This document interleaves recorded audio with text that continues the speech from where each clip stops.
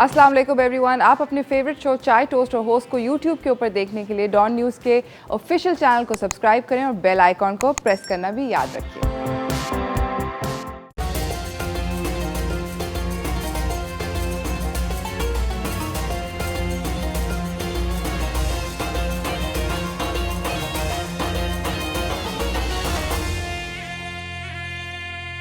Salam Pakistan, welcome to Chai Toaster Host. I hope you guys are having a lovely afternoon and morning and that your morning has been amazing. अच्छा सोचें, अच्छा होगा. रमज़ान चल रहा है तो I understand that routines जो है, but I think अब तक जाकर थोड़ी सी align होना शुरू हो गई होंगी. It's probably enough time has elapsed कि आपकी settle जो होती है ज़िंदगी वो होना शुरू होगी और plus more importantly than anything else जो पकोड़ों का और समोसों का और उस सारे सारे उन आइटम्स का जो क्या कहते हैं हाबड़ा कहते हैं या कहें कि दिल जो चाहता है आई थिंक वो भी अब तक जाके थोड़ा सा फुस हो गया होगा because I am not excited by pakoras any more. कम अज़ कम मेरी ज़िंदगी के अंदर अब अगर पकोड़ा नहीं है तो I am like okay whatever it's fine not big deal. In fact के इंटरेस्टिंग बात ये कि कल मैंने इफ्तारी के अंदर I had soup for iftari with some noodles and lots of सब्ज़ी.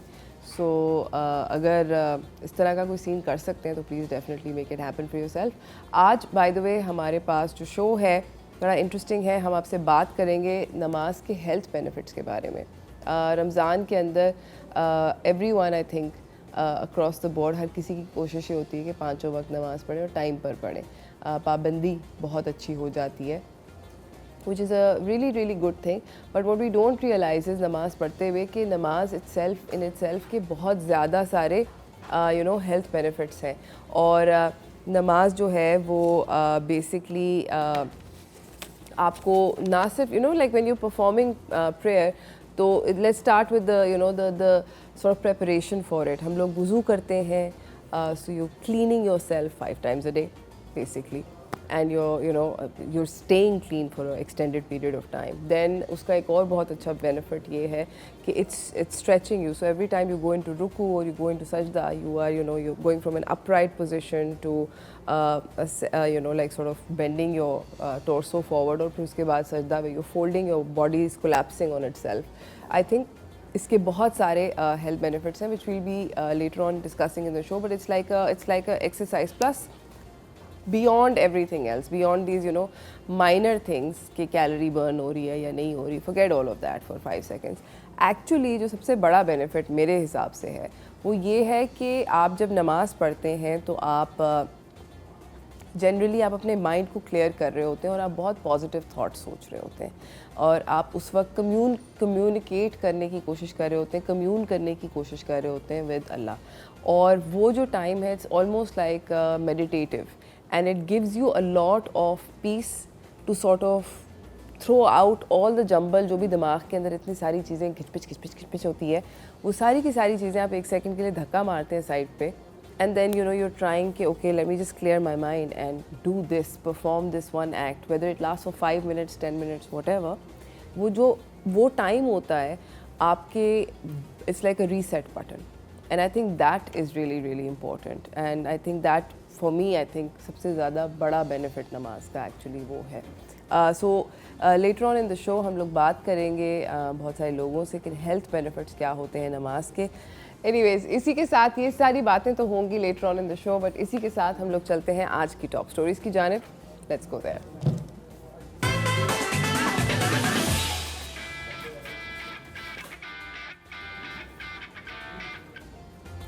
पहली जो टॉप स्टोरी है वो काफ़ी इंटरेस्टिंग है और वो ये है कि प्राइम मिनिस्टर इमरान खान ने पिछले ये जो गुज़रा है वीक उसके अंदर लॉन्च की है एक 911 हेल्पलाइन. हम सब लोग मेरे ख्याल में 911 इतनी सारी मूवीज़ देखी हैं. Of course we all know what 911 is कि 911 कॉल करते हो कि जी ये कोई इमरजेंसी होगी मेरी ज़िंदगी में, आग लग गया या चोरी हो गई, I am witnessing you know horrible accident, what ever it is, हम लोगों को बहुत सारी चीज़ें नज़र आती हैं मूवीज़ के अंदर 911, बट 911 अब हमारे पूरे मुल्क के अंदर एक इंटीग्रेटेड हेल्पलाइन होगी। मैं आपको समझाने की कोशिश करती हूँ कि इस बात का मतलब एक्चुअली क्या है। अब होगा ये कि कोई भी पाकिस्तान का सिटीज़न 911 अगर अपने फ़ोन पर डायल करेगा तो उसको इमीडिएटली पुलिस से लेके, एम्बुलेंस से लेके, फायर ब्रिगेड से लेके, जो भी कंसर्न्ड एजेंसी है जिसकी मदद चाहिए उसकी मिल जाएगी। क्योंकि पहले ये होता था ना कि पुलिस का था 15 थी हेल्पलाइन, मुझे फायर ब्रिगेड वाली याद नहीं है, पर फायर ब्रिगेड की डिफरेंट थी, सब लोगों की डिफरेंट थी, तो आपको 40 डिफरेंट हेल्पलाइंस का नंबर याद रखने पड़ते थे, गूगल करना पड़ता था। तो इमरजेंसी की सिचुएशन के अंदर बड़ा मुश्किल होता है ये यू नो फिगर आउट करना है कि मेरे पुलिस को कॉल करना है, उसका क्या नंबर है और उसका क्या नंबर है, उसका क्या नंबर है।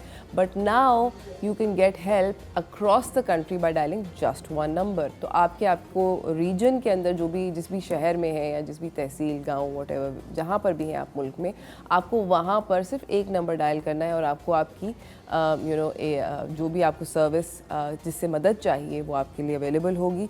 इसको bye the way integrated Pakistan emergency helpline भी कहा जा रहा है। पहल इसका यू नो एक्रोनिम है और ये आपको जिस तरह मैंने आपको बताया fire brigade, police, health, disaster recovery और मोटरवे पुलिस सारे के सारे यू नो कंसर्न्ड एजेंसीज इसके अंदर है। So I think it's a really great you know initiative and it makes life very simple. इसी के साथ मैं आपको अपनी अगली खबर की जानिब लेकर जाना चाहती हूँ जो कि अगेन काफ़ी इंटरेस्टिंग है and is from the motorway police. National highway और मोटरवे पुलिस जो है उन्होंने अब ड्राइवर्स को रिवॉर्ड करना शुरू कर दिया है for driving safe and driving within speed limits and following the rules. ये basically you know inspector general जो हैं NHMP के इनाम गनी, उन्होंने ये पब्लिक सर्विस व्हीकल जो थी ऑन M2 वहाँ पर ये अनाउंसमेंट करी है, यू नो मीडिया के थ्रू उन्होंने ये बातचीत करी है कि जितने भी ड्राइवर्स हैं जो कि मोटरवे का और नेशनल हाईवेज़ का इस्तेमाल करते हैं और उनकी गाड़ी 30 to 40,000 किलोमीटर्स इस साल चली है और उन्होंने कोई भी लॉ नहीं तोड़ा, कोई टिकट नहीं मिला है एंड दे ड्रिवन सेफली, तो उनको एक्चुअली रिवॉर्ड किया जाएगा एंड बेस्ट ड्राइवर्स के रिवॉर्ड भी मिलेंगे और यू नो और भी डिफरेंट कैटेगरीज़ के रिवॉर्ड्स मिलेंगे। आई think it's a great you no अच्छी एक बहुत बात है क्योंकि इससे 2-3 चीज़ें हमें पता चलती हैं। तो ये कि अगेन लाइक आई सेड कि यू नो जो इंटीग्रेशन है वो सेंट्रलाइज्ड है। इसका मतलब ये है कि आपकी जो व्हीकल के लाइसेंस प्लेट रजिस्ट्रेशन है वो इंटीग्रेटेड है और पुलिस के पास आपकी इंफॉर्मेशन है कि आप यू नो कौन गाड़ी चला रहा है, गाड़ी का नंबर प्लेट क्या है, क्या उसने लॉ तोड़ा नहीं तोड़ा। I think that for me is you know like amazing. But also इस बात का ये मतलब भी है कि जो लोग लॉ तोड़ रहे हैं उनको नेशनल हाईवे और मोटरवे पुलिस जो है they will be able to track them down and you know isolate them and make sure that you know they fine them और चलान देम और व्हाटएवर, ताकि वो बेसिकली इस तरह की हरकतें दोबारा ना कर सकें। नाज़रीन मुझे जाना है इस वक्त फ़िलहाल एक छोटी सी जाने ब्रेक से वापस आएंगे, आप लोगों को यू नो कुछ मज़े की रेसिपीज़ सिखाएंगे, मगर ब्रेक के बाद कहीं ना जाइएगा, देखते रहिए चाय टोस्टर होस्ट।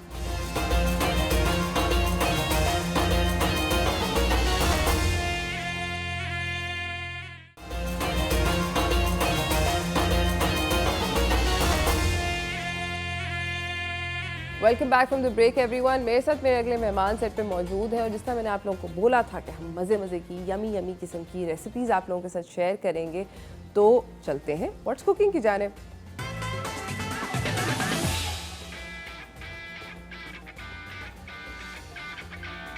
हमारे साथ यहाँ पे मौजूद है शेफ़ सैयद यूसुफ। अस्सलाम वालेकुम, कैसे हैं आप?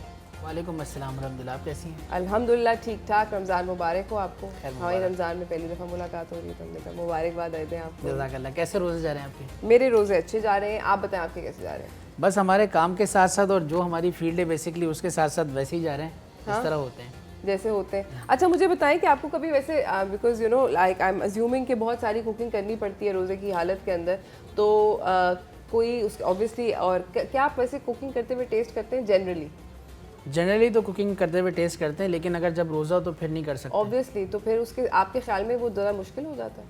उस दौरान मुश्किल ही होता है कि अब जिसका रोज़ा नहीं होता तो उसको हम टेस्ट करा देते हैं बेसिकली, इस तरह बड़ी डिपेंडेंसी हो जाती है। मैं खुद अपने किचन के अंदर ढूंढ रही होती हूँ कि कोई एक मिल जाए जिसका रोज़ा ना हो। इनफैक्ट मेरे घर में जो बच्चे वगैरह हैं उनसे नमक चेक करा रही होती हूँ, या वर्क प्लेस के ऊपर बहुत सारे जो लोग नॉन मुस्लिम्स हैं जिनका रोज़ा नहीं होता, उनको उनकी बेटा इधर आ जाओ प्लीज़ ट्राई कर लो। बिल्कुल ऐसे ही होता है। अच्छा, आज आप क्या बना रहे हैं? आज मैं बना रहा हूँ गुलकंद की लस्सी। गुलकंद की लस्सी? जी, मोस्टली लोग जो है मैंगो लस्सी भी बनाते हैं, और गुलकंद की लस्सी बड़ी डिफरेंट काफ़ी मतलब लोग ऐसी बना रहे होते हैं, तो मैं थोड़ी सी क्रिएशन करी है इसमें लस्सी में ताकि रमज़ान में बेसिकली लोग ज़्यादातर या तो लेमन जूस बना रहे होते हैं, शिकंजवी जिसे आप कहते हैं, या लाल शरबत, और या लाल शरबत या ग्रीन कोई इस तरह का होता है, ऐसे होता है। ठीक है, तो आज जो है लस्सी में मैंने कहा कि लस्सी में कोई ऐसी क्रिएशन कर दूं जो इजी हो और बन भी जाए। अच्छा, गुलकंद होता क्या है?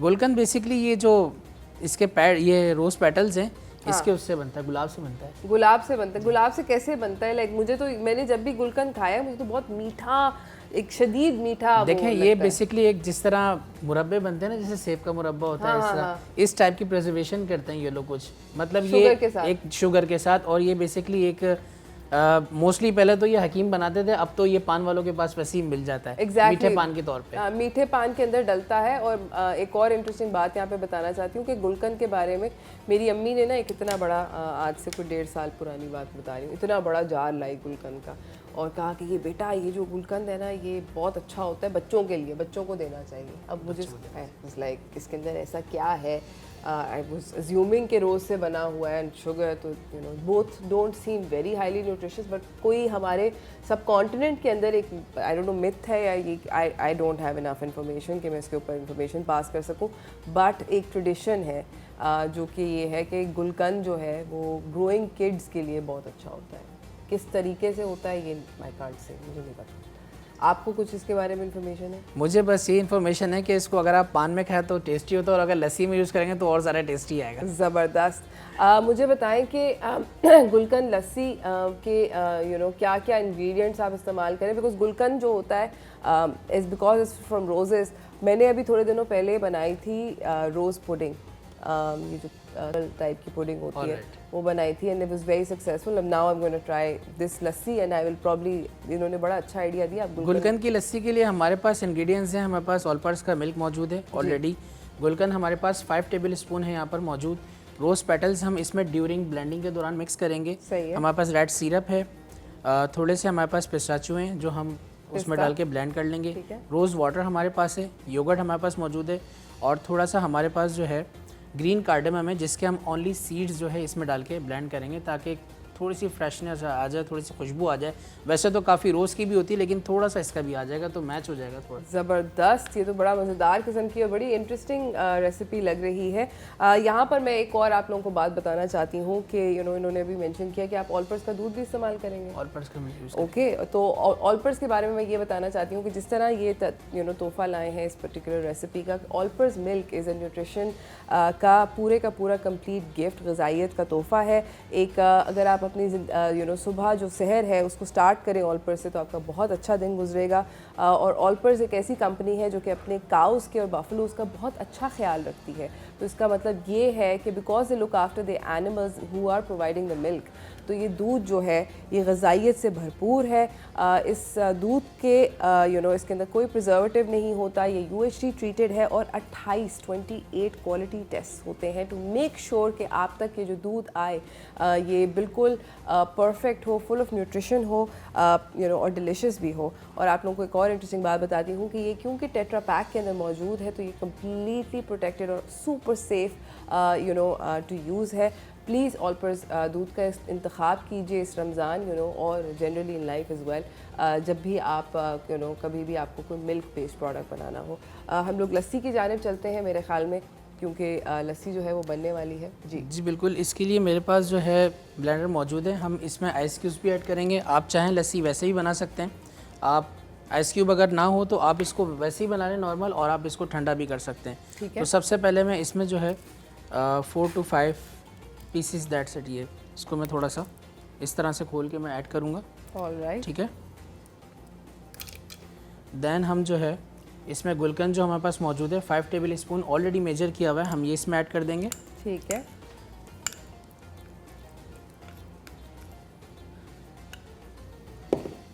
उसके बाद हम इसमें रेड सिरप ऐड करेंगे। सही है, ये लाल शरबत वाला सिरप है? यस। ओके। इसमें आप चाहें तो वैसे रेड ही कर लें, ग्रीन तो नहीं जाएगा खैर। और नॉर्मली जो है हमारे पास योगर्ट मौजूद है, ठीक है। इसमें हम 6 टेबल स्पून, योगर्ट आपका जो है बेसिकली ऐसा हो कि उसमें पानी ना हो बिल्कुल भी, इस तरह से गाढ़ा हो, थिक हो, तो अच्छी कंसिस्टेंसी जो है ना, अच्छी कंसिस्टेंसी आएगी लस्सी की आपकी, ठीक है। सम रोज़ पेटल्स इसमें हम यूज़ करेंगे एज़ यूजुअल जो होते हैं। वाह। ठीक है। उसके बाद हमारे पास रोज़ वाटर हमारे पास मौजूद है, ये हम फ्यू ड्रॉप्स के करीब इसमें ऐड कर देंगे। That's it. आइस क्यूब्स हमारे पास आ गई हैं, अगर ना भी हो तो आप इसको ऑलरेडी ठंडा भी करते हैं, कोई इशू नहीं है। एंड दैट्स, और एंड में जो है हमारे पास ऑल पर्पस का जो मिल्क है ये ऐड होगा, तकरीबन ½ लीटर। That's it. ज़बरदस्त। देन हम ब्लेंडिंग प्रोसेस की तरफ जाएंगे। खुशबू बाकी में बहुत ज़बरदस्त है।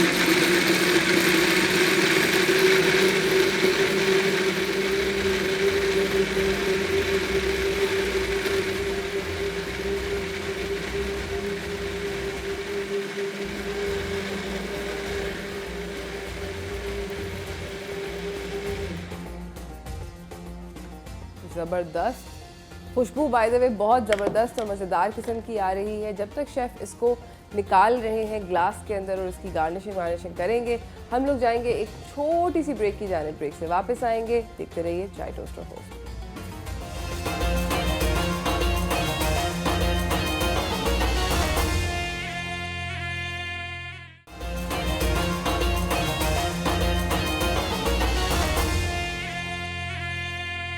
Welcome back everyone. हमारे साथ शेफ़ सैयद यूसुफ मौजूद हैं और बनाई है उन्होंने बड़ी मज़ेदार किस्म की रेसिपी। इस रेसिपी का नाम है गुलकंद लस्सी। ये गुलकंद से बनी है जो कि बहुत आसानी दस्तयाब होता है, स्पेशली पान वालों के पास बहुत दस्तयाब होता है क्योंकि वो लोग पान के अंदर मेजर एक इंग्रेडिएंट है। बहुत एक आसान रेसिपी है। इसका एक जल्दी से इंग्रेडिएंट्स का रिकैप कर देंगे शेफ़ आप? जी बिल्कुल। गुलकंद की लस्सी के लिए हमने जो है ऑल पर्पस मिल्क हमारे पास मौजूद था, रोज़ वाटर हमारे पास मौजूद था, रोज़ पेटल्स हमने थोड़े से यूज़ किए थे, गुलकंद 5 टेबल स्पून हमने यूज़ की थी। उसके अलावा हमने आइस क्यूब्स और योगर्ट 5 टेबल स्पून यूज़ करने के बाद हमने उसको ब्लेंड किया था। देन अब हम गार्निश की तरफ जा रहे हैं और गार्निश बस हम नॉर्मली जिस तरह आप करना चाहे कर सकते हैं। ये रिम बना रहे हैं शुगर का। इसके सिरप के अंदर, वो जो लाल शरबत का सिरप होता है उसके अंदर इन्होंने शुगर लगाई है। That's it. All right.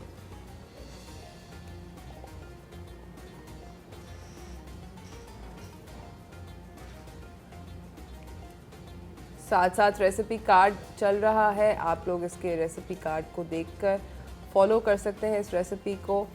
इसके अंदर यू नो मज़ेदार किस्म की कार्डमम्स भी गई हैं, पिस्ताचियो भी डाला है थोड़ा सा।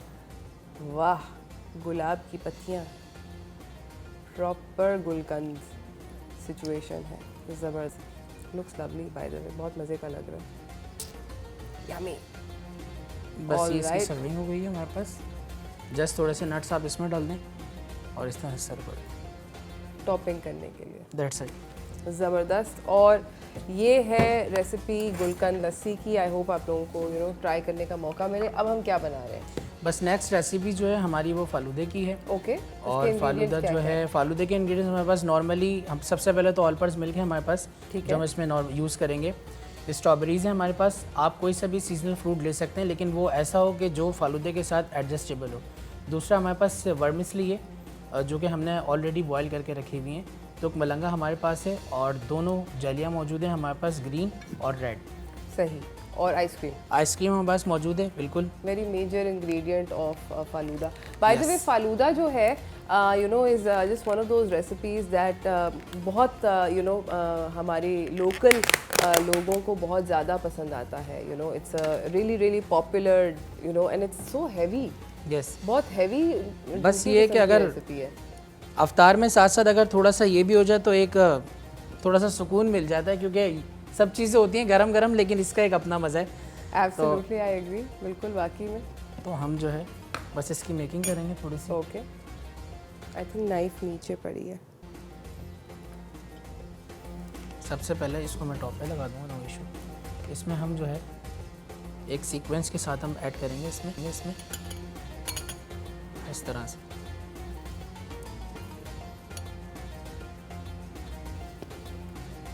दूसरी तरफ से हम इसमें तो मलंगा ऐड करेंगे और देन हम एक स्कूप जो है इसमें आइसक्रीम का ऐड कर देंगे। आइसक्रीम जो है आप चाहे वनीला ले लें या कोई सी भी जो फ्लेवर आपको अच्छा पसंद है। इसमें हम जो यूज़ कर रहे हैं वो है शाही कुल्फ़ा फ्लेवर, ठीक है।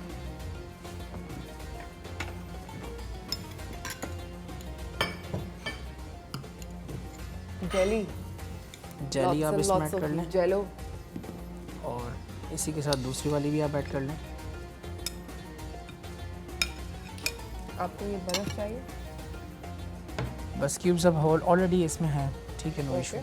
और देन हम थोड़ा सा जो है इसमें मिल्क ऐड करेंगे ऑल पर्ट्स का, ताकि ये रनी हो जाए, बहुत ज़्यादा थिक हो जाता है इस तरह से। और ऑन द टॉप जो है आप लास्ट स्कूप जो है इस तरह से लगा के इसका आइसक्रीम का लास्ट स्कूप आप ऐसे लगा लें, ठीक है।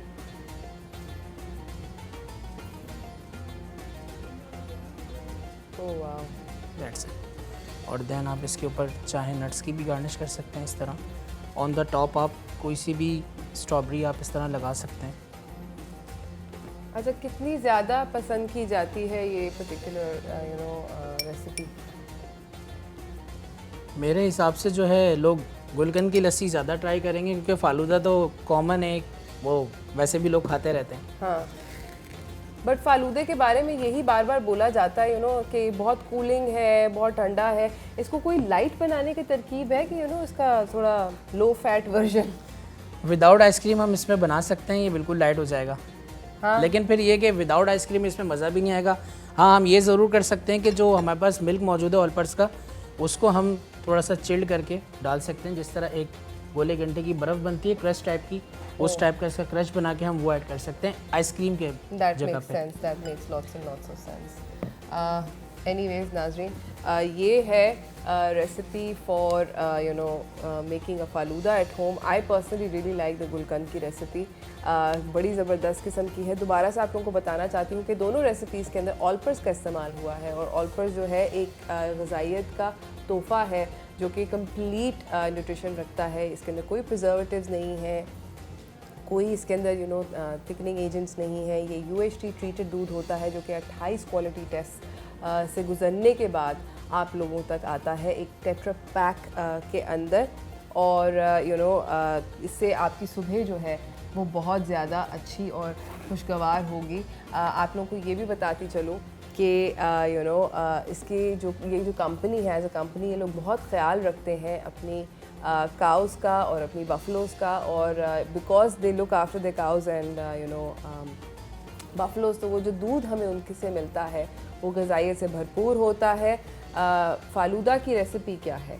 फालूदा की रेसिपी में अगर हम इसमें हमारे पास जो है मोस्टली कोई 5 to 6 इंग्रेडिएंट्स हैं, जिसमें सबसे पहले हमारे पास हमने इसमें ऐड किया था वर्मिसेली, जो कि हमने ऑलरेडी बॉयल की हुई थी. दूसरे नंबर पर हमने इसमें तुकमलंगा ऐड किया है. तीसरे नंबर पर हमने सेंटर में इसमें एक स्कूप डाला है शाही कुल्फ़ा आइसक्रीम का. आप चाहें कोई सी भी ऐसी आइसक्रीम हो जो आपको फ्लेवर अच्छा लगता हो वो आप यूज़ कर सकते हैं, ऑप्शनल है. दूसरी चीज़ में हमने 2 चीज़ें ऐड करी, एक जेली रेड वाली हमने ऐड करी और एक जेली हमने ग्रीन वाली थी. देन हमने दोबारा से एक आइसक्रीम का स्कूप लेने के बाद इसमें जो है ऊपर जो ड्रिज़ल करा है और ऑन द टॉप हमने किया नट्स ड्राई थोड़े से वो ऐड किए. एक स्ट्रॉबेरी का हमने एक लगाया है और रेड सिरप का हमने थोड़ा सा ड्रिज़ल किया था. That's it. ज़बरदस्त, बहुत आसान है. आई होप कि आप लोग घर पर ये दोनों रेसिपीज़ ट्राई करें, और जब भी ट्राई करें हमें अपना फीडबैक ज़रूर दीजिएगा हमारे सोशल मीडिया के through. Thank you so much Yusuf, आपका आने का बहुत बहुत शुक्रिया. इसी के साथ नाज़रीन मैं जा रही हूँ एक छोटी सी ब्रेक की जाने. ब्रेक से वापस आएंगे और जिस तरह मैंने आप लोगों को बताया था कि आज डिस्कशन होगी हेल्थ बेनिफिट्स क्या होते हैं नमाज़ पढ़ने के, उसके बारे में. तो कहीं ना जाइएगा, देखते रहिए चाय टोस्टर होस्ट.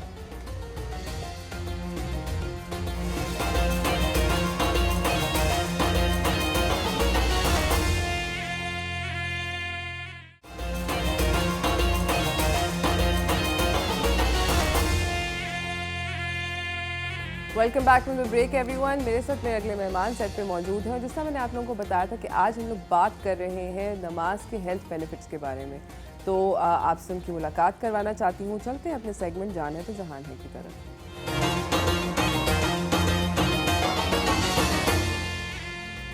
हमारे साथ यहाँ पे मौजूद हैं इस वक्त डॉक्टर योगी वजाहत, कॉर्पोरेट वेलनेस ट्रेनर भी हैं, होम्योपैथिक डॉक्टर भी हैं, योगा मास्टर भी हैं, NLP ट्रेनर भी हैं, रेकी मास्टर भी हैं, Silva mind trainer and founder of Yogi mind training programme TAL।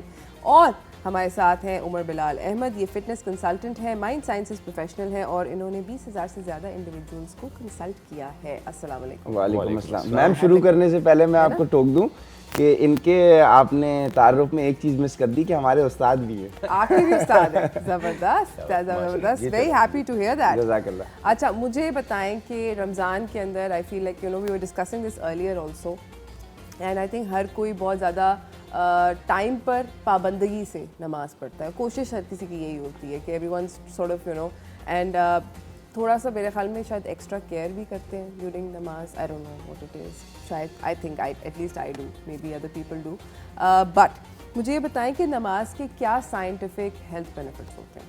देखिए, जब हम रमज़ान में नमाज के बेनिफिट्स के ऊपर जब हम बात करते हैं ना, फिज़िकल बेनिफिट्स पे, तो सबसे इम्पॉर्टेंट बात वो नमाज से हमें ये मिल जाती है कि एक रूटीन फॉर्मिंग बिहेवियर हमारा हो जाता है। क्योंकि अगर हम इसको हेल्थ एंड फिटनेस से रिलेट करें नमाज को, तो देखें जब भी हम हेल्थ एंड फिटनेस की अपनी जर्नी स्टार्ट करने जा रहे होते हैं ना, तो सबसे इंपॉर्टेंट एलिमेंट ये होता है कि लोग अपनी फिटनेस जर्नी स्टार्ट करते हैं लेकिन वो कंसिस्टेंट नहीं हो पाते। अब साइंस ये कहती है anything that you do consecutively for 21 days, approximately कोई 2 से 3 हफ्ते अगर आप एक चीज़ करें, so it becomes your habit. अब आप अगर सुबह फजर पे नमाज पढ़ रहे हैं और आपको रमज़ान में किसी का भी ये आइडिया नहीं होता, ना किसी की कोशिश ये होती है कि हम कज़ा कर दें। वैसे तो नमाज कज़ा नहीं होनी चाहिए, हम बरसाती मेंढक नहीं बनेंगे कि हम सिर्फ रमज़ान का महीना है तो हम नमाज से रिलेटेड बात करें, लेकिन एक आपके लिए एक फ़र्ज़ है और एक हमारी रिलीजियस ऑब्लिगेशन है। और जब हम 5 वक्त की नमाज बाजमात अदा कर रहे हों, ख़वातीन अपने घर पर अदा कर रही हों, सो वो एक रूटीन फॉर्मिंग बिहेवियर हमारा हो जाता है जो कि हमें बहुत ज़्यादा फैसिलिटेट करता है जब हम अपने हेल्थ एंड फिटनेस गोल्स को भी अचीव करना चाहें तो, क्योंकि रूटीन बनाना बहुत इंपॉर्टेंट होता है। उसके अलावा जब आप रमज़ान में नमाज की खुसूसन जब बात करें तो फिर इसमें हमारे पास नमाज के अंदर एक तरावी का एक एक्स्ट्रा एलिमेंट ऐड हो जाता है, जिसमें हमें घंटा सवा घंटा क़याम की पोजीशन में खड़े रहना होता है। तो नमाज की डिफरेंट पोजीशंस के ऊपर, जैसे हम क़याम में खड़े हैं जिसमें हमारी पूरी बॉडी अप स्ट्रेट राइट खड़ी है, फिर हम रुकू की पोजीशन में जा रहे हैं जहाँ पे हमारी जो रीढ़ की हड्डी है, जिसको आप स्पाइनल कॉर्ड कहेंगे, वो इंगेज हो जाती है। इसी तरीके से जब हम रुकू के अंदर जाएंगे, हम सुजूद में जाएंगे, फिर हमारा सर जो है वो ज़मीन के ऊपर जब लग रहा है तो इलेक्ट्रोस्टैटिक वेव्स जितनी भी हैं उसको आपकी अर्थ एब्जॉर्ब कर रही होती है। सो मल्टीपल हमारे इसके बेनिफिट्स हैं। इसको अगर हम डिफरेंट पोजीशंस के एलिमेंट से अगर आप चाहेंगी तो हम 1 बाय 1 करके डिस्कस कर सकते हैं। एब्सोल्युटली, हम बिल्कुल करेंगे, डिफरेंट पोजीशंस को भी डिस्कस करेंगे। योगी वजाहत, आप मुझे ये बताइए कि मेडिटेशन में मेरे पर्सनली, मैंने अभी earlier on in the show भी ये बोला था, for me I feel like namaz is where you are able to declutter your mind, and it's a really great time to sort of, it's like a reset type, and then you doing it 5 times a day, आप दिन में 5 दफ़ा कर रहे हैं। आपका क्या ख्याल है इसके बारे में? देखिए, पहले तो बिल्कुल सही बात की इसने, बच्चे ने। नमाज के बारे में 2 बुनियादी चीज़ें अगर आप थोड़ा सा समझ लें तो फिर आप पूरी तफसील में चली जाएंगी। बिहेवियर की बात हुई है, बिहेवियर के लिए रिपीटिशन या किसी चीज़ का बार बार तकरार बहुत ज़रूरी होती है, और उसके लिए एक बहुत इम्पॉर्टेंट चीज़ है नीयत। हम सोचते हैं, इरादे करते हैं, लेकिन हमारा इरादा और नीयत में बड़ा फ़र्क है। एक तो दिल से करना और एक फिर कह देना। नमाज में हम जिस लफ्ज़ को मैं ज़्यादा फोर्स करूँगा, नमाज पढ़ी नहीं जाती। हम कहते हैं ना नमाज पढ़ ली, नमाज कायम की जाती है, और कायम करने वाला क़याम में होता है, और जो क़याम करता है उसको मकीन कहते हैं। मकीन ठहरने को कहते हैं, जो रुका हुआ हो वहाँ पे। इसमें ब्रेन एक ऐसी जगह रुकता है, जो माइंड साइंसेस के स्टूडेंट्स हैं वो समझेंगे कि जैसे ही आप क़याम के लिए खड़े होते हैं, आपने नीयत की, इरादा किया, और आपकी डायरेक्शन जहाँ सबकी है उस तरफ हो गई, तो आपको ये पता होता है कि अब मैं किसी के सामने हूँ। जवाबदेही, अकाउंटेबिलिटी का पहलू सबसे इम्पॉर्टेंट आया। Absolutely. और जैसे ही आपने ये सोचा कि अब आप खड़े हो गए हैं और क़याम कर रहे हैं, जम रहे हैं यहाँ, तो आपका ब्रेन ऑटोमेटिकली फोकस होता है। नमाज पढ़ने वाला जितना वन पॉइंटेड होता है, शायद दूसरा ना हो, दूसरा डिस्टर्ब होता है तो इधर उधर जाएगा। आपने देखा होगा नमाज के बुजुर्ग जो हैं वो भी बड़े आराम से मस्जिद की तरफ जा रहे होते हैं, जबकि उसी वक्त जो बच्चे खेल रहे हैं वहाँ वो बहुत ज़्यादा डिस्टर्ब शोर कर रहे होंगे, लेकिन एक आदमी चुपचाप जा रहा है। ये तो फिजिकल बेनिफिट हुआ।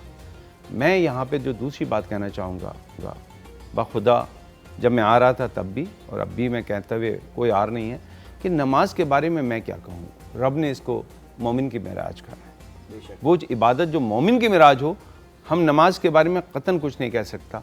मैं सिर्फ नज़र में जो मुझे चीज़ें नज़र आ रही हैं फिज़िकल, मैं उसको बयान करूँगा। नमाज के फ़वाइद अल्लाह खुद दे देता है। देखिए, जब हम खड़े होते हैं क़याम के लिए, तो जो पहला पोस्चर हमारा योग का है, वही पहला पोस्चर हमारी नमाज का भी है। हम उसको कहते हैं ताद, TAD, ताद आसन, पिलर पोज। बिल्कुल आराम से खड़ा हो जाना। जैसे ही आपने तकबीर तहरीमा करके हाथ छोड़े नीचे, जो वो पोजीशन बनती है वो हमारा फर्स्ट पोस्चर है। Okay. अगर स्ट्रेचिंग करेंगे ताल, वो एक अलग है। ताद आसन जो है उसको कहते हैं पिलर पोज।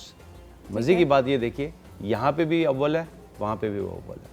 मैं योगी के अंदाज से आपको फिजिकली बता रहा हूँ। जी बिल्कुल। ताद आसन क्या बेनिफिट देता है? ताद आसन कंसंट्रेशन बेहतर करता है, वन पॉइंटेड करता है। इंसान के जो डिस्टर्ब ख्यालात होते हैं उनको फोकस करने में बड़ी मदद करने के साथ साथ आपको आपके पूरे जिस्म के 206 हड्डियों के ऊपर जो इक्वल वेट होता है वो डालता है। बैलेंसिंग ऑफ बॉडी, यानी आप बॉडी के हिसाब से भी बड़ा बेहतरीन हो जाते हैं उस वक्त थोड़ी देर अगर आप खड़े रहें।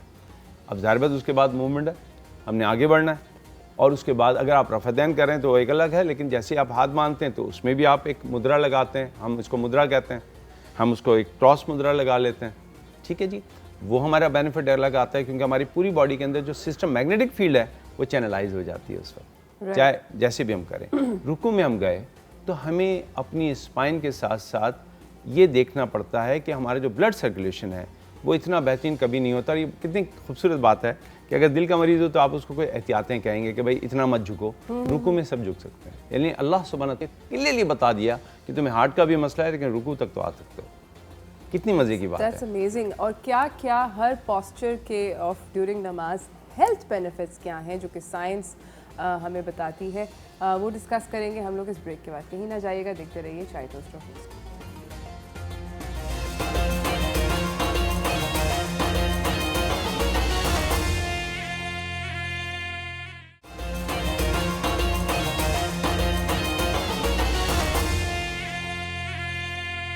Welcome back from the break everyone. हमारे साथ यहाँ पे मौजूद है योगी वजाहत और हमारे साथ उमर बिलाल मौजूद हैं और बातचीत इनसे हो रही है नमाज के हेल्थ बेनिफिट्स के बारे में। बड़ी इंटरेस्टिंग बात कर रहे थे वजाहत ब्रेक पे जाने से पहले about the different postures that we are to take during namaz के अंदर। तो दोबारा से मेरे ख्याल में बात शुरू करें। देखिए, जब हम रुकू में जाते हैं जी, तो जिस आसन के योग के आसनों के साथ में मैं देख रहा हूँ, मैंने पहले कह दिया कि मैं नमाज के बेनिफिट पे बात ही नहीं कर सकता, वो तो रब जानता है। हम तो सिर्फ उसके जेस्चर के ऊपर कुछ बात कर सकते हैं।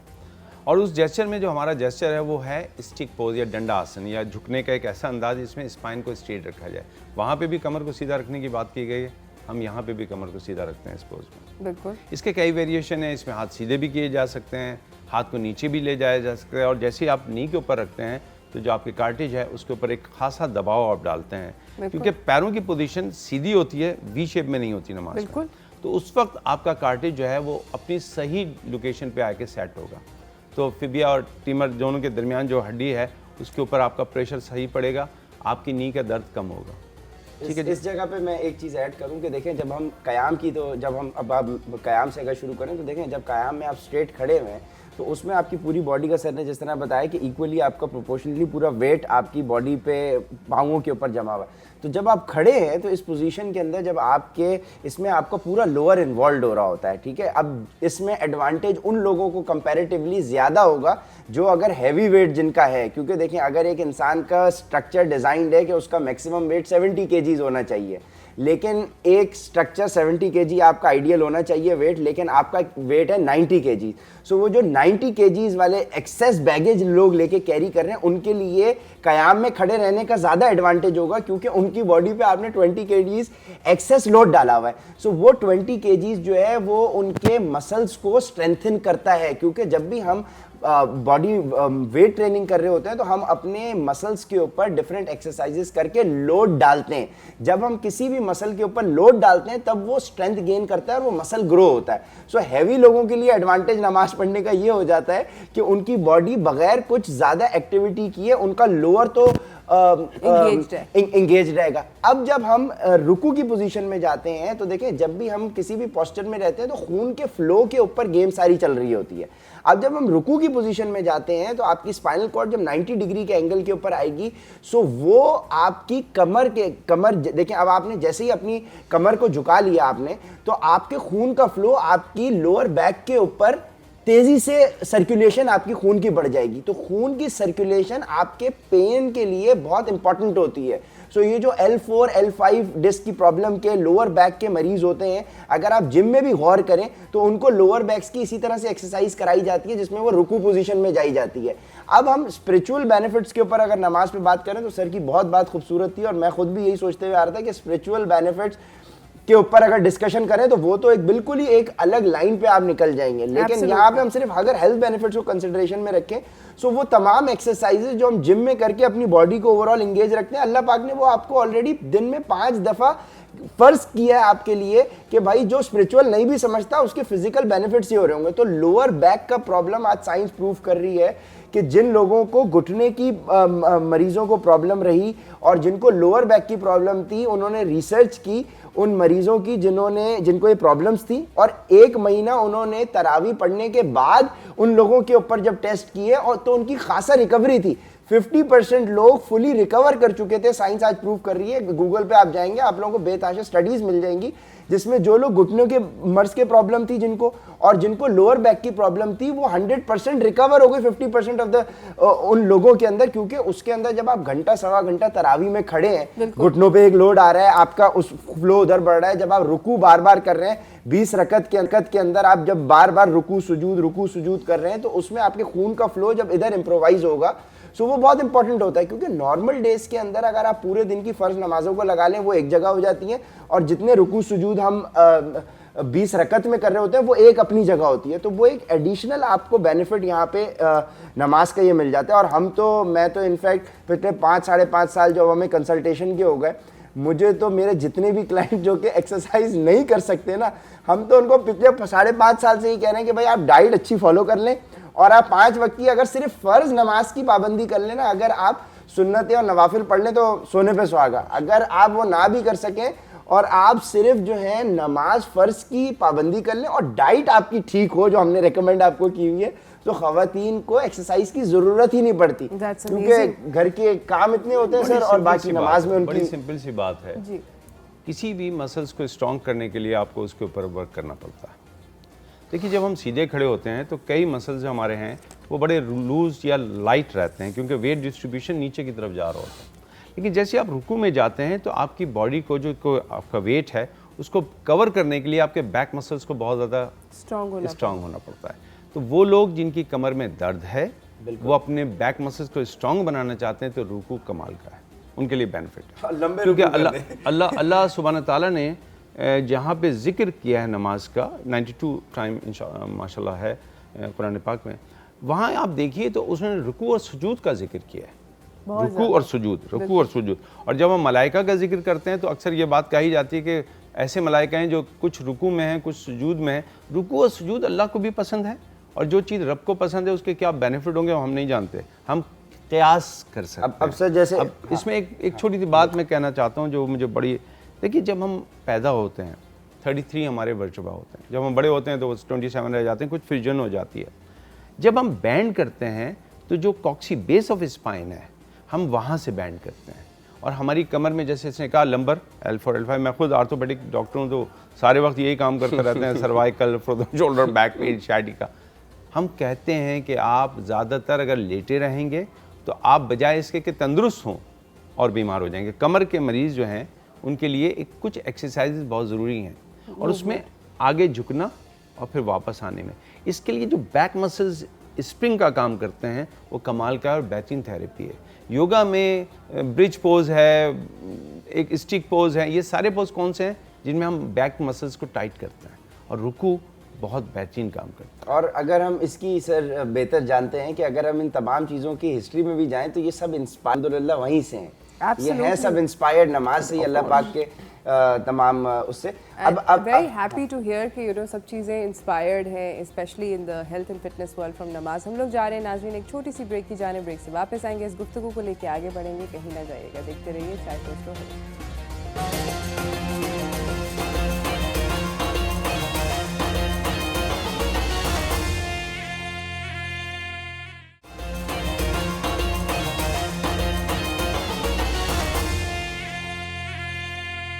Welcome back from the break everyone. हमारे साथ यहाँ पे डॉक्टर योगी वजाहत बैठे हुए हैं और उमर बिलाल बैठे हुए हैं और हम लोग बातचीत कर रहे हैं नमाज के बेनिफिट्स के बारे में। रुकू के ऊपर आप बात कर रहे थे वजाहत साहब, आप अपनी बात मुकम्मल। मैं तो वो उन वाक़यात को भी जहन में लाता हूँ जहाँ रुकू और सुजूद में अल्लाह ने ज़िक्र किया है और ऐसी मुबारक हस्तियाँ हैं जिन्होंने सजदों में ज़कात दी है और रुकू का जब मामला होता है। देखिए रुकू में जो एक और चीज़ है जो मैं अब समझता हूँ कि बहुत इम्पॉर्टेंट है, और इंसान में और जानवर में फ़र्क क्या है।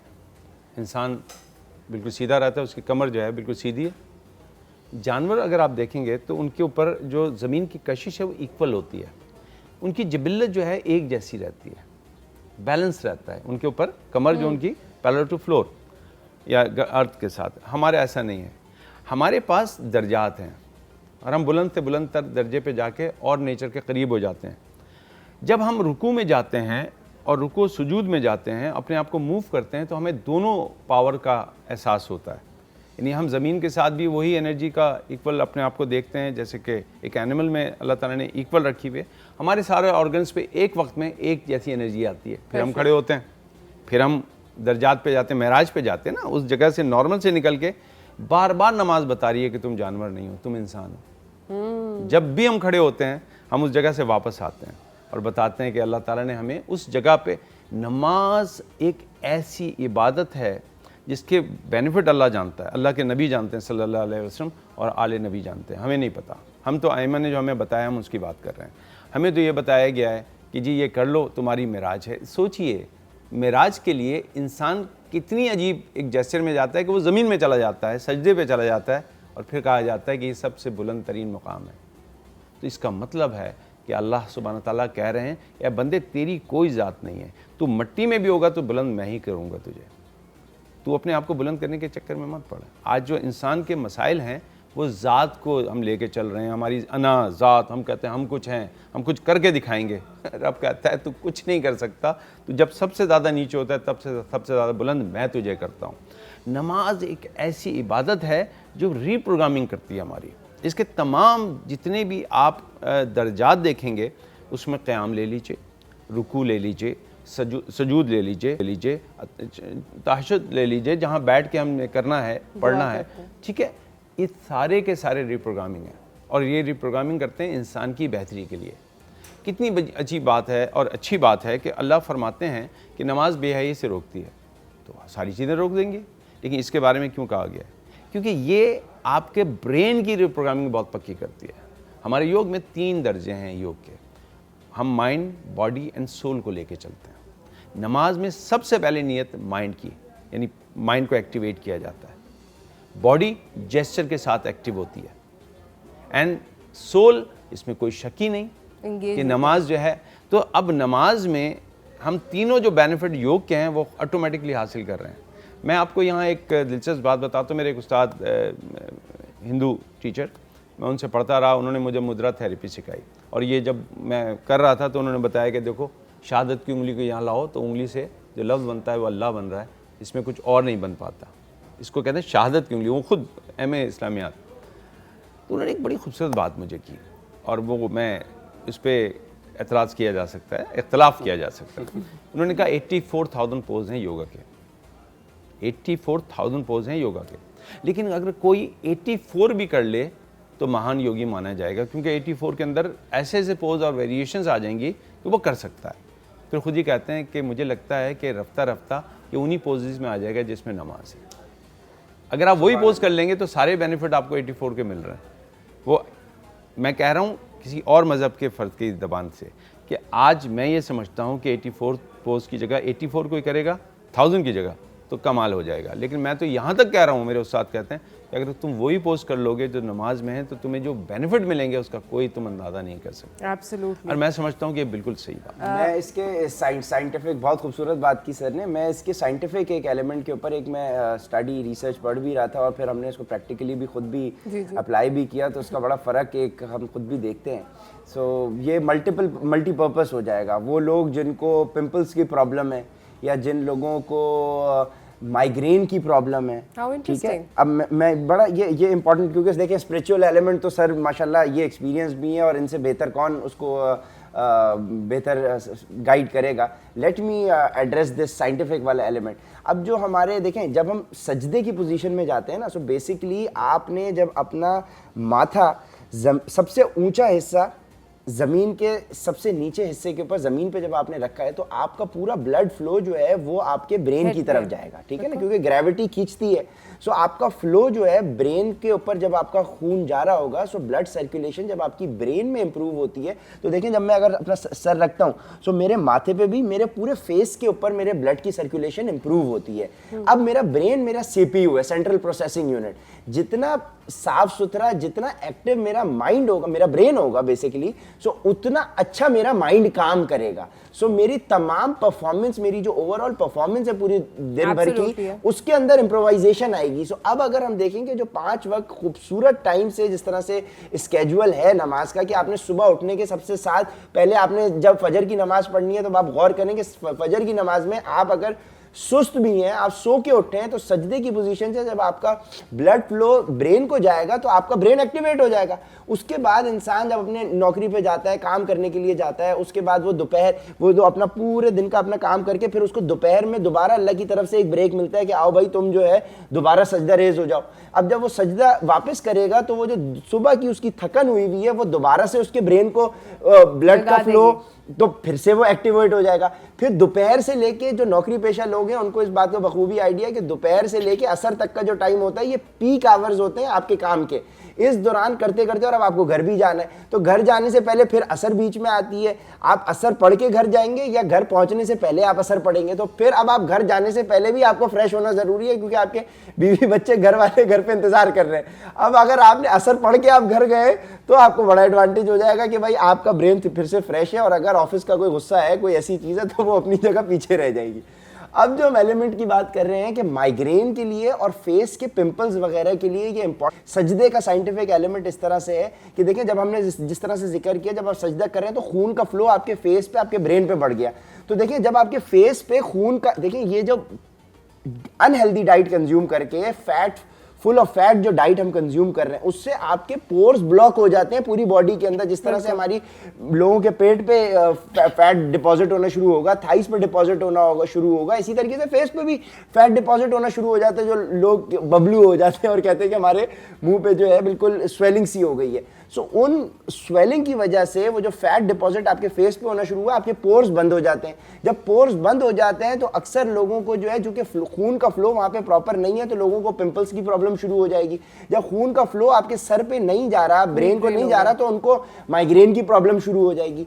अब जब आप सजदा कर रहे हैं, खून का फ्लो बढ़ रहा है, तो आपके खून का फ्लो जब बढ़ता है तो वो आपके माइग्रेन को भी स्टडीज ने प्रूव किया है कि सजदा करने से आपके माइग्रेन की लोगों ने इम्प्रूव किया है, लोगों ने जो है पिंपल्स की और इन सब प्रॉब्लम्स को भी हील किया है। सो ये भी एक बहुत इंपॉर्टेंट एलिमेंट है अगर हम नमाज को इस पर्सपेक्टिव से कंसिडरेशन में रखें। एब्सोल्युटली। सजदे के और क्या क्या बेनिफिट्स होते हैं ये जानेंगे इस ब्रेक के बाद। कहीं ना जाइएगा, देखते रहिए चाय टोस्टर।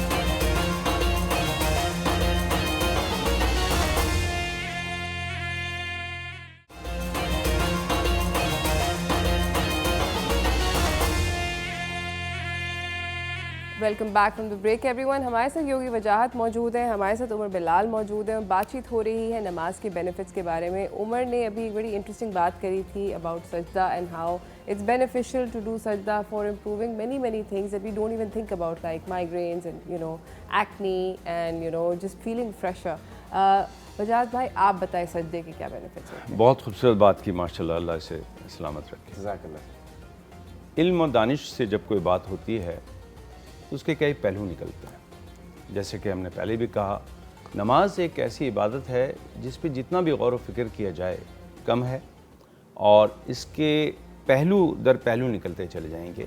हमारे जिस्म के जो सिस्टम हैं अगर उसके हिसाब से लें, हम सिर्फ फिज़िकल सिस्टम के हिसाब से बात कर रहे हैं, फिज़िकल जेस्चर के हिसाब से, एनाटॉमी के हिसाब से। लेकिन देखिए योगा में एक चीज़ होती है जिसको मुद्रास कहते हैं, लॉक, यानी अपनी उंगली को अगर मैं यूँ टच कर लूँ तो ये एक लूपिंग बनाएंगे, ये मेरे ब्रेन के ऊपर काम करती है और इसके मुद्रास मुख्तलिफ बनते हैं। आपने देखा होगा योगी यूँ भी बैठते हैं, हम हार्ट के लिए मुद्रा ये भी बनाते हैं, माइग्रेन का भी हमारे पास एक मुद्रा है जो कि बनता है, ये लॉक्स हैं, वी कॉल इट मुद्रास।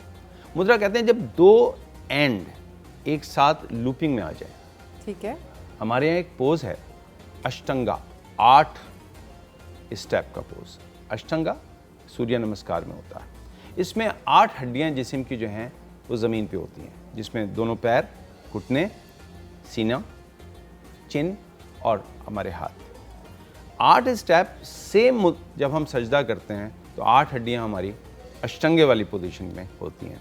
हम 8 मुख्तलिफ किस्म के मुद्राज लगाए हुए होते हैं उस वक्त। कैसे?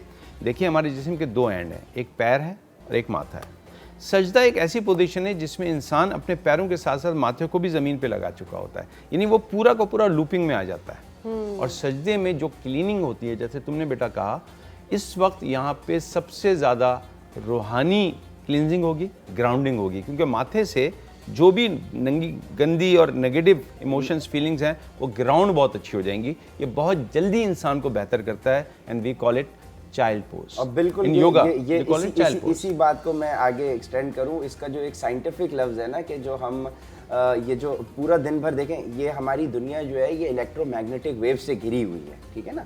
इलेक्ट्रोस्टैटिक वेव्स हैं, अब वो साइंस हम यहाँ डिस्कस करने के लिए नहीं बैठे, लेकिन बहुत सारे हमारे व्यूअर्स जो सुन रहे होंगे उनको ये जो इलेक्ट्रोमैग्नेटिक वेव से हमारा एक्सपोज हो रहे होते हैं हम पूरे 24 घंटे। सो ये जब हम सजदा करते हैं तो ज़मीन की जो ग्रेविटी है ये आपके माथा, साइंस आज प्रूव कर रही है, क्योंकि ये सारी साइंस ने तो इन सब चीज़ों के ऊपर स्टडी की है, रिसर्च की है। आज they have come up to the conclusion, even they have come up to the conclusion of the world hereafter, उसके ऊपर एक खैर अलग डिस्कशन है। जब आप सजदा करते हैं तो दिन भर आप जितनी भी नेगेटिव रेज से एक्सपोज हुए होते हैं तो वो ज़मीन, क्योंकि देखें ये सीपीयू है आपका, जिस तरह से मैं बता चुका हूं कि आपके ब्रेन के ये यहाँ पर मौजूद है ना, तो माथे से वो तमाम नेगेटिव रेज आपकी एब्जॉर्ब कर लेती है। सो ये बड़े साइंस तो आज बहुत आगे निकल के इन सारी चीज़ों के ऊपर इनको प्रूव कर रही है, और ये वाली सारी टेक्निक्स, और मैं इसके ऊपर as a fitness consultant I know of no exercise in the gym और एनीवेयर जहाँ पे आपके पाँव की छोटी उंगली भी इन्वॉल्व की जाए। अगर आप गौर करें तो नमाज के अंदर जब हम अतहियात की पोजीशन के अंदर होते हैं तो आपके पाँव की छोटी उंगली तक को आपने बेंड करके इन्वॉल्व किया हुआ होता है। तो आप ये देखें कि अल्लाह पाक ने आपको जो ये एक बेसिक आपके लिए एक फ़र्ज किया है, कलमे के बाद जो दूसरा इंपॉर्टेंट फ़र्ज है आपके लिए वो नमाज है, और उसमें आपकी हर एंगल, हर बॉडी पार्ट छोटे से छोटा कवर कर लिया। मैं बात को इसमें और इस तरह बढ़ाना चाहूँगा कि अगर आप गौर करें तो नमाज हम ज़मीन पे पढ़ते हैं। चलें एक्सरसाइज तो आप मार्बल की जगह पे टाइल्स में अच्छी जगह कर लें, कुछ भी कर लें। नमाज की अदायगी के लिए कुछ हमारे पास, एक तो नंगे पैर होना है। आजकल जिम में तो हम शूज़ भी पहन लेते हैं, आइसोलेटेड हो जाते हैं। नमाज में ऐसा नहीं, ग्राउंडिंग शर्त है। शुरू भी हमने ग्राउंडिंग से की, जब हमने नियत की तब भी ग्राउंडिंग की, और जब हम सजदे में गए तब भी हमने ग्राउंडिंग ही करनी है। और ज़ाहिर बात है अगर सजदा गाह है तो एक और ही दर्जे हैं उसके, मट्टी पे सजदा करना तो अफजल है। लेकिन जहाँ पे भी हम सजदा करते हैं, जाए नमाज जहाँ हमारी है, याद रखिएगा जो लूपिंग बनती है उसका पहला फ़ायदा हमारे साइकोसोमैटिक बीमारियों पे होता है, जिसमें माइग्रेन का तुमने जिक्र माशाल्लाह किया। फेस बहुत अच्छा होगा, तवील सजदे वालों के चेहरे बहुत ही नूरानी होते हैं। उसके साथ साथ एक और जो बेनिफिट होगा, साइनोसाइटिस नहीं होगा। साइनस की तमाम बीमारियाँ सजदे से जाती हैं जी, बिल्कुल बिल्कुल। साइनस ये सर, इसमें मैं एक चीज़ ऐड कर लूँ, कीपिंग इन माइंड कि आपकी डाइट ठीक होनी चाहिए। बेशक लोग देखो, क्योंकि लोग अपनी डाइट को ख़राब अगर रखते हैं ना, ये हमें बड़ा क्वेश्चन, क्योंकि हमने लास्ट टाइम जो शो किया ना सर, उसमें हमें सोशल मीडिया पे बड़े क्वेश्चंस आए। उन्होंने बोला आपने ये सारी चीज़ें बता दी, उसके बाद फिर उनको ये एक प्री रिक्विजिट मैं बता रहा हूँ, एक डिस्क्लेमर मैं पहले दे दूँ, ये सब चीज़ें अपने ऑप्टिमम पे असर तब करेंगी जब आपकी ग़िज़ा ठीक हो। क्योंकि देखिए सर, जिस तरह से एक इसी बात से मुझे चीज़ याद आई, देखिए जिस तरह से हमारी फिजिकल बॉडी की, हम ये जो फिजिकल फूड खाते हैं ना, ये हमारी फिजिकल बॉडी की ग़िज़ा है, इसी तरीके से हमारी स्पिरिचुअल, हमारी सोल की ग़िज़ा नमाज है। अब इन दोनों चीज़ों को आइसोलेशन में नहीं आप रख सकते। मेरे ख्याल से यहाँ पे एक छोटी सी बात मैं इस तरह कहना चाहूँगा कि हमने ये प्रिज्यूम कर लिया इस वक्त कि जो नमाज पढ़ रहा है वो यकीनन और चीज़ों में भी सही जा रहा होगा। जो आप बात करें वो बेनमाजियों की तो हो सकती है, लेकिन नमाजियों के साथ गज़ा का मामला ना होगा। नहीं, मैं आइडियल सिनेरियो होता ऐसा नहीं, क्योंकि जब तुमने कहा तो मैं भी एक शरारत एक जुमला कह दूं कि मेरे भाई जब कोई इबादत में चला जाता है तो उसके उठना बैठना खाना पीना भी फिर रब की रज़ा से होता है। एक नमाजी के साथ जब आप गुफ्तगू कर रहे होंगे तो शायद वो एक्सरसाइज वाली की बात उसको होना चाहिए, लेकिन बिल्कुल मैं मानता हूँ, बिल्कुल मैं मानता हूँ, लेकिन ये बात तयशुदा है कि जिसने अल्लाह ने फरमाया है कि नमाज तुमको बहुत ज़्यादा, देखिए एक मिराज पे एक आदमी जा रहा है, मिराज पे जा रहा है तो उसकी पहले तैयारी हो चुकी होगी। मैं ये समझता हूँ कि यहाँ पे वो ग़िज़ा वाली जो बात तुम करो बिल्कुल ठीक है। नहीं, बस मेरा मकसद सर ये था कि हम यहाँ पे प्री रिक्विजिट लोगों को ये बता दें, क्योंकि वो इसको आइसोलेशन में अगर कंसिडरेशन करेंगे तो बेनिफिट्स तो हैं। मेरे बेटे 1400 साल से आका हज़रत मोहम्मद सल्लल्लाहु अलैहि वसल्लम ने बताया, हमारे आइमा हमें बताते आए हैं कि जो इबादत की जाती है उसमें पेट का क्या मामला है, खाने के मामला। तो आज तुम जानते हो ना बेटा विटामिन्स क्या हैं, हमें तो नहीं पता था विटामिन्स क्या हैं, लेकिन रब को तो सबको पता है, तो रब ने बहुत आसानी से बता दिया है। आप ज़रा गौर कीजिए तो रब ने जो हमें रकात दी हैं वो भी हमारे खाने के हिसाब से ही दी हैं। जहाँ पे हम बिल्कुल भूखे हैं वहाँ पे सिर्फ 2 रकात में ही काम चल गया है, लेकिन जहाँ हमने ठीक ठाक खाया है, रब ने कहा जी अब खा भी लिया है तो ज़रा अच्छे रकात भी अदा कर दो, तो रब ने उसको बहुत बेहतरीन बैलेंस किया। मैं यहाँ पे उसके क्योंकि बेनिफिट पे जा रहा था तो मैं आपको ये बताता चलूँ कि जब आप लूपिंग में जाते हैं और आपको साइकोसोमेटिक जो अमराज है तो उसमें एक चाइल्ड पोज है हमारा, हम उसको बालासन कहते हैं। सेम पोज है, मिलता जुलता है, सेम तो नहीं कहेंगे क्योंकि इसमें हाथ हमारे आगे होते हैं रुकू सजदे में और हम बालासन में हाथ को पीछे कर लेते हैं, लेकिन हम उसी हालत में होते हैं। आज भी जिन लोगों को स्ट्रेस है, डिप्रेशन है, हम उसको चाइल्ड पोज कराते हैं और child pose same is I know, और मैंने किया हुआ है during couple of yoga classes that I have taken, मैंने चाइल्ड पोज किया हुआ है। I agree with Yogi Wajahat here because I feel कि मुझे सबसे ज़्यादा अच्छा वो लगता था।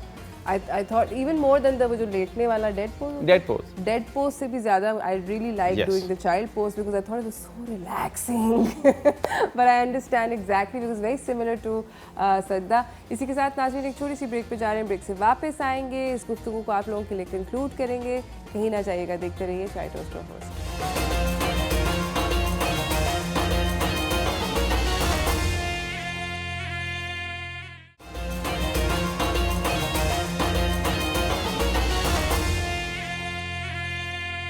Welcome back from the break everyone. हमारे साथ यहाँ पे योगी वजाहत बैठे हुए हैं, हमारे साथ उमर बिलाल अहमद बैठे हुए हैं। बातचीत हो रही है नमाज के बेनिफिट्स के बारे में। दोनों ने हमें बाय द वे एक पोजीशन ब्रेक डाउन करके बहुत सारे from the time that we stand in qayam to the time we do sajda, एक को ब्रेक डाउन करके साइंटिफिकली भी स्पिरिचुअली भी हर तरीके से हमें बताया है कि all the things that we are not even thinking about that we don't consider क्या क्या बेनिफिट्स होते हैं।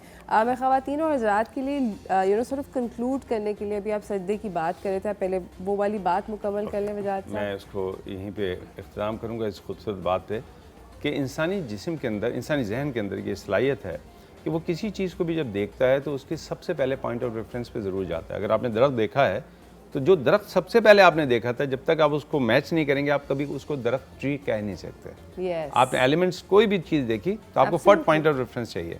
जब हम हालत सजदा में जाते हैं तो एक बॉडी का जेस्चर है जो हमारी माँ के पेट में जब हम तख्लीक के अमल से गुजर रहे होते हैं। देखिए वहाँ पर हमें ना स्ट्रेस था, ना हमें खुराक का मसला था, ना लिबास का मसला था, ना ट्रांसपोर्ट का मसला था। अम्मी जहाँ गई वहाँ खुद ब खुद चले गए।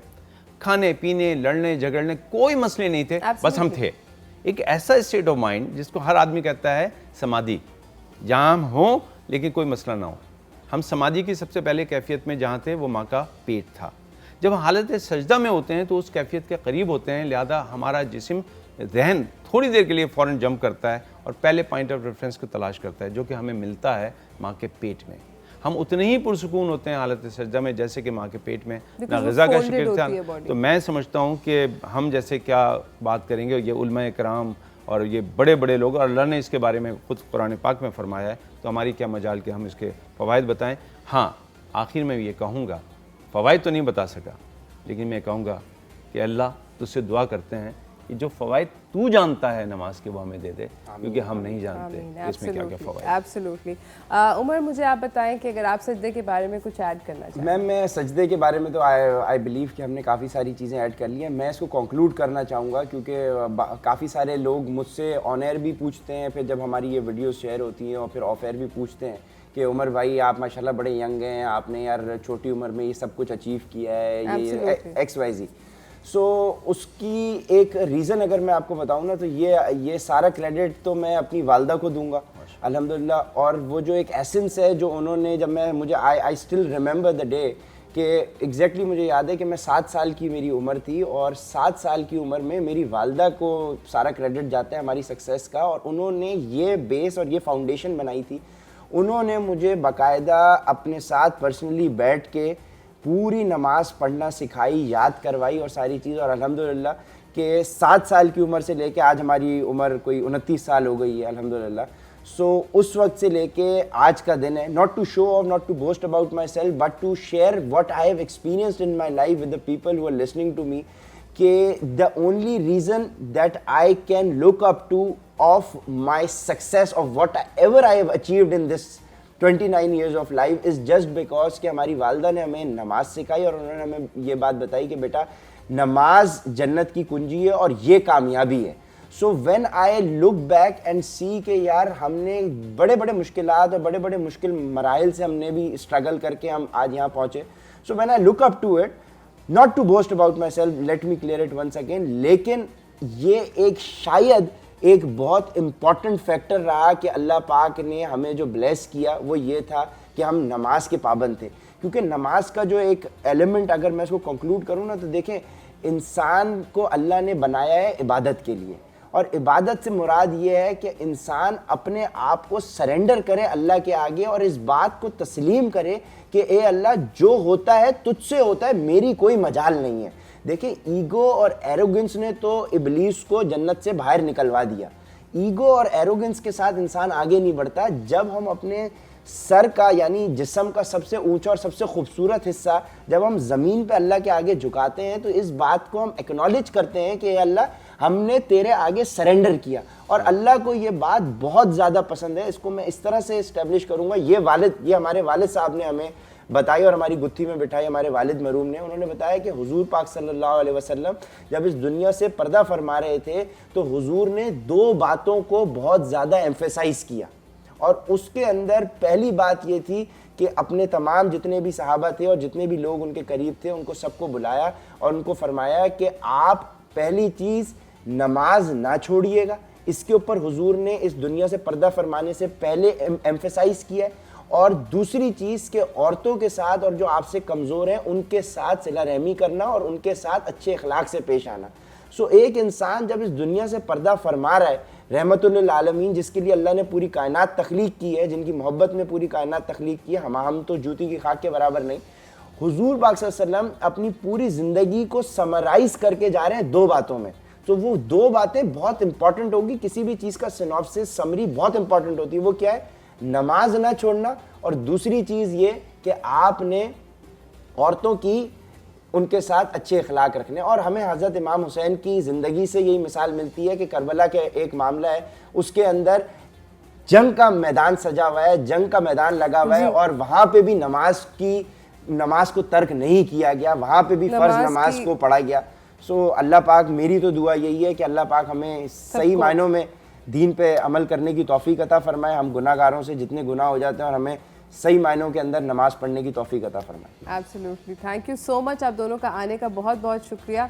आई थिंक आप लोगों की इस डिस्कशन से हमारे नाजरीन को भी ये तो फॉर श्योर इन लोगों ने अपनी इतनी सारी डिफरेंट मैं कह सकती हूँ कि you can't say that these are things that we didn't know, but there were a lot of things that have come and concluded into telling us that how important it is to perform namaz, not just for our spirits and for our minds, but also for our bodies. हमारे जो इस एक particular चीज़ से हम लोग अगर करते हैं बेनिफिट हासिल, तो मेरे ख़्याल में वो आप और भी लोगों को बताएं, कोशिश करें कि आपकी कोई नमाज ना छूटे, आपका रोज़ा बहुत अच्छा गुजरेगा। और आपके जो अगर इर्द गिर्द बच्चे हैं, you know how Umar was mentioning how his mother help him, अगर आपके नीस हैं, कोई नेफ्यूज़ हैं, दोस्त के बच्चे हैं, या आपको generally you know friendly with some kids, please कोशिश करें, क्योंकि आजकल के बच्चों के अंदर आई थिंक ये बहुत ज़्यादा ज़रूरी है कि नमाज जिस तरह वजाहत साहब ने कहा था कायम करना। ये मैम बड़ा खूबसूरत आपने पॉइंट छेड़ दिया, इस पर डिस्कशन हो सकती है, बट आई थिंक कि शो का टाइम खत्म हो गया। बिल्कुल जी, शो का टाइम ख़त्म हो गया है, तो नमाज कायम कीजिए और यू नो हमें आप हमारे लिए भी दुआ करें, हम भी आप लोगों के लिए दुआ करेंगे। कल तक के लिए मुझे मेरी टीम को इजाज़त दीजिए। अल्लाह हाफ़िज़।